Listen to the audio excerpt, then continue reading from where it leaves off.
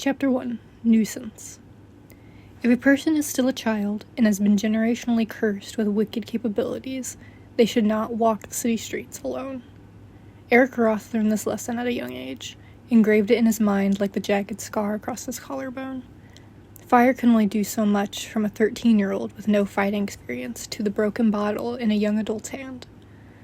While encounters like this were rare, it didn't mean that the casual abuse that the powered faced was as well. Despite the physical altercations being the worst of it, Eric found it worth it in a sick way. Welcome to the Foetus District. While his ability to conjure fire to his will was something no district would accept, he found himself grateful for the talent, as it had introduced him to one of his best friends who also shared a genetic curse. Gale Anil had extraordinary strength, something he chose to make no secret of. When a child can bench press a bus before puberty, it becomes a telltale sign of their future of hurled insults and abusive injuries. Eric knew that if Gale hadn't stepped into the altercation when he was 13, he would have gotten a lot worse than a jagged scar. After Gale managed to knock out one of the offenders, the two became quick friends, grateful to know someone else in their age group who had faced similar discrimination. By the time the two boys turned 18, they learned how to take the hate in strides. While they didn't use their abilities regularly, word spread fast in the districts of the city. They kept their heads down and never started any trouble. It wasn't long before they had been approached by an older woman, offering them a safe space if they ever needed a place to decompress after a long day. Eric made it routine to attend their bi-weekly meetings, tracing the streets of the Foetus District like a winding river. He carried his own pace to the small building tucked away into the far corner of the district, right on the border into the other. The single-story building was a dull gray, but not decaying like the other structures in the area. On the glass doors of the entrance was a piece of paper, taped from the inside, 2 words written in black marker: Federation Support. Anyone familiar with the district understood what it meant: a safe spot for those with abilities. Eric pushed the doors open with a heavy sigh, shrugging off the well-worn leather jacket that he wore almost everywhere. It had been a gift from Gale, the only person who had never questioned why someone could control fire but was always cold. Thankfully, the leader of the support group didn't blink an eye when they explained it, adjusting the temperature so that he was comfortable. He was just glad that the other attendees of the group didn't mind the accommodation. None of them were sharing an ability like Eric had. For a weeknight, Eric was pleasantly surprised by the turnout of their small group. The fullest he had ever seen in the tiny room was around 20 people, and that had been the weekend following a small get-together one of the group leaders hosted.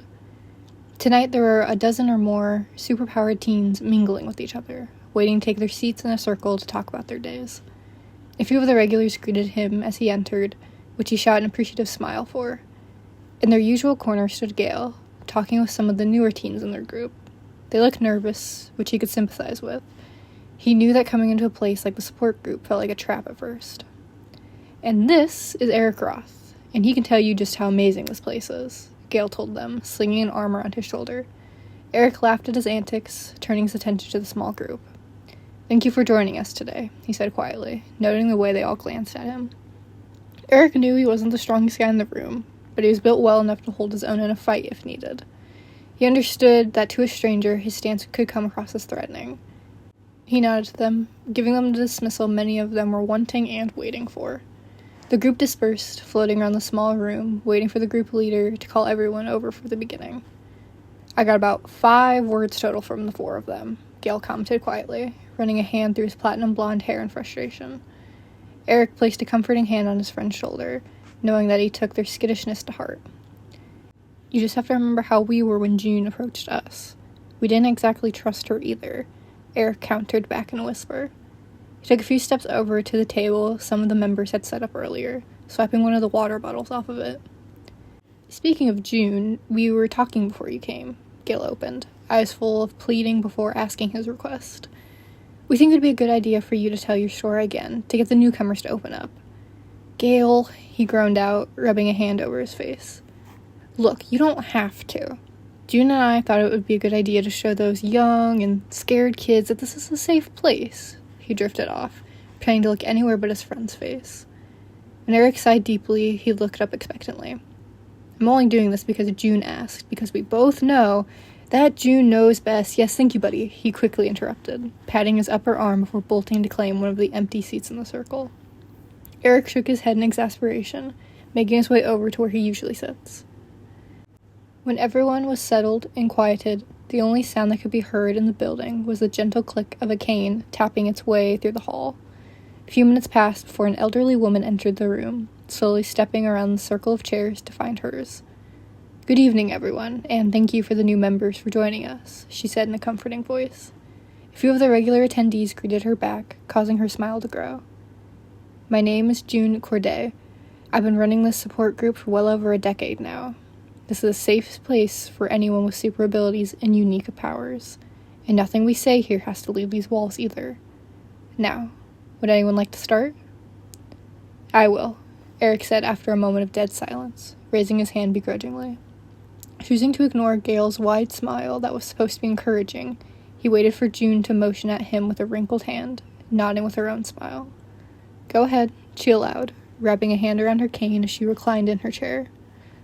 "My name is Eric Roth. I've been attending this group for about 7 months now," he opened, hands slightly shaking where they were pressed against his knees. "The moment that made me decide to come to the Federation happened when I was 13. My father asked me to grab his prescription from the pharmacy down in the Morris district. While the Fiotis district struggled to accept those with powers, the Morris was arguably worse. The area was poor, run down, and crime-ridden. Police did the best that they could, but some people decided to use their cursed genes in robberies, assaults, and other punishable crimes. It was a civil war between the citizens of the Moors that many of the other districts stayed out of. Unfortunately, the Morris had one of the only pharmacies that carried his father's prescription." "Walk us through what happened, Eric," June said kindly. Meeting her eyes, he gave her a minuscule nod, letting the calmness crush over him like a wave. "I had successfully picked up the medicine with no problems. It was the walk home that was the issue. I had made it to the train station between Desher and the Reed district when I walked past a group of young adults shouting and causing an overall commotion. I didn't pay them any mind and kept a straight path towards my destination. I was ready to board my train when I heard a woman shouting about a thief taking her purse, and he was running right at me. I did the only rational thing to any 13-year-old boy with abilities to conjure fire, and I reached out and tried to burn his wrist that was holding the woman's bag." He looked around the room, focusing on his own heartbeat to keep steady. Some of the older members looked at him with sympathy and understanding, already knowing where their story was going. The younger, newer attendees looked to be at the edge of their seats, eyes wide and waiting. I managed to nick a part of his skin, causing him to jump back and drop the purse. Before I could confront him, he ran out of the station, knocking into the loud group from before while shouting about me burning him. To see what he was talking about, they looked over to me, still holding the woman's purse. Putting two and two together, the group approached me, bottles in hand as they began to ask me what I was doing. His eyes instinctively jumped over to Gale, who was looking at him with a concealed grimace. Since he was the one to save Eric, he knew the true, gory details of what happened that day. They both knew that telling the story in its entirety would scare off some of the group. So with a deep breath, he continued on. "They assumed that I stole the lady's purse. Clearly drunk and realizing they outnumbered me, they tried to corner me, because I was a dangerous demon who would rain hellfire if they didn't step in and stop me, they said. A couple of them grabbed me while another used their broken bottles to try and cut my face. I managed to get one good kick in, which caused them to nick my collarbone instead." Reaching up to the collar of his t-shirt, he tugged it low enough to display the jagged scar.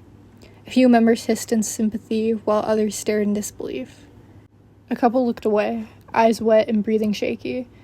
He smoothed out his shirt, looking over to June to make sure he should finish. After that, my friend Gale saw what was going on and stepped in to help me. He explained that he also had an ability, super strength, and would be willing to escort me home so that I didn't run into any more trouble. June later told us about the Federation support group, and we knew that we should come and attend these meetings. We had nothing to lose meeting new people who also had been discriminated against because of their genetics, he concluded, reciting his script that he mentally wrote about his story.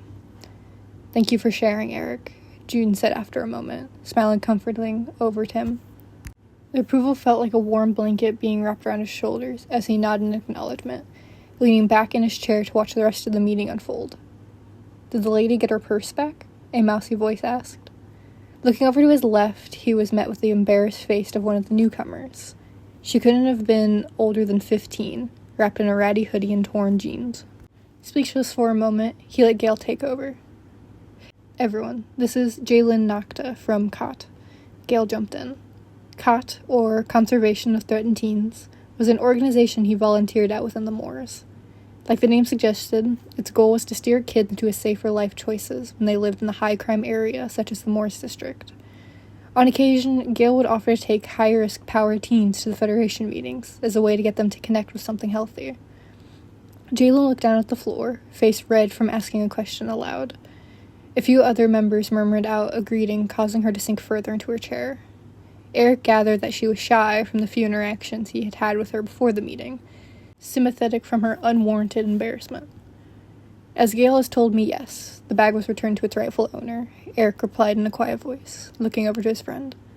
Jalen's eyes jumped up to meet his for a moment before latching firmly back onto the ground in front of her. "There's no need to be ashamed of asking questions," June said soothingly. Jalen looked up to the group leader, crossing her arms over her chest as she reclined further into a chair with a heavy sigh. "Seriously, don't. When I first got here, I asked June if she was one of the founders of the Federation." One of the regular members, Baylor Sowers, chimed in, which earned laughs around the room. "I might be old, but I'm not that old," she reprimanded, leaning over to poke at him with her cane. While Thomas Fellhart and Elizabeth Wendell were amazing people with great ambitions, I did not work with them to create these safe spaces. I was lucky enough to interview for the job and lead groups like this one. A few members awed at the older lady's sentiment, which she waved off with her own hidden smile. Baylor patted Jaylin on the shoulder sympathetically, which she shrugged off with no intense heat. The group began to settle, shaking off the remaining heaviness that came with Eric's story. "Does anyone else want to share?" June asked the room. To their delight, a few hands shot up. After the meeting, Eric, Gale, and Baylor stuck around to stack up chairs and tables for whoever signed up to use the room tomorrow. After watching Gale talk with Jaylin and June, Baylor shot him a questioning look as he joined the group once again. "Aren't you supposed to go all Big Brother mode for the kids you escort here?" he asked, moving the stack of chairs into one of the corners. Eric snorted at his wording, watching him send a glare over to the other teen. "Why do you think she left with June? Besides, Jalen was hard enough to convince to come to this meeting. I don't want to try and push and end up scaring her away," Gale huffed. Instead of retorting with a joke like he usually does, Baylor stayed silent, nodding. Within the 7 months that he and Eric had been attending, everyone had tried to bring kids from the COT to help them. Sometimes they stuck around, gaining from the wisdom of the Federation in June, but other times it drove them deeper into the risk that the organization was trying to save them from. "Do you think she'll come back for the next meeting?" Eric asked, leading his way to the exit while shrugging on his leather jacket.